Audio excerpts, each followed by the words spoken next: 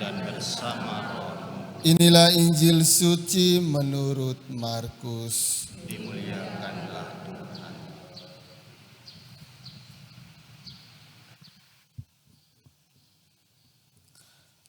Selang beberapa hari sesudah Yesus datang ke Kapernaum, tersiarlah kabar bahwa ia ada di rumah. Maka datanglah orang-orang berkerumun sehingga tidak ada lagi tempat, bahkan di muka pintu pun tidak. Sementara Yesus memberitakan sabda kepada mereka, beberapa orang datang membawa kepadanya seorang lumpuh digotong oleh 4 orang. Tetapi mereka tidak dapat membawanya ke hadapan Yesus karena orang banyak itu. Maka mereka membuka atap yang di atas Yesus. Sesudah atap terbuka, mereka menurunkan tilam tempat orang lumpuh itu terbaring.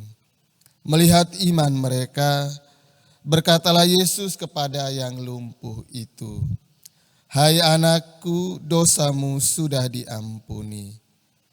Tetapi di situ duduk juga beberapa ahli Taurat. Mereka berpikir dalam hati, "Mengapa orang ini berkata begitu? Ia menghujat Allah. Siapa yang dapat mengampuni dosa selain Allah sendiri?" Tetapi Yesus langsung tahu dalam hatinya bahwa mereka berpikir demikian. Maka ia berkata kepada mereka, "Mengapa kamu berpikir begitu dalam hatimu? Manakah lebih mudah mengatakan kepada orang lumpuh itu, 'Dosamu sudah diampuni,' atau mengatakan, 'Bangunlah, angkatlah tilammu dan berjalanlah'? Tetapi supaya kamu tahu bahwa di dunia ini Anak Manusia berkuasa mengampuni dosa." Lalu berkatalah Yesus kepada orang lumpuh itu, "Kepadamu kukatakan, bangunlah, angkatlah tempat tidurmu dan pulanglah ke rumahmu."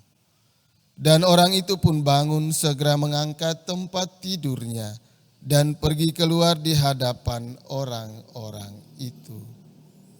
Mereka semua takjub lalu memuliakan Allah, katanya, "Yang seperti ini belum pernah kita lihat."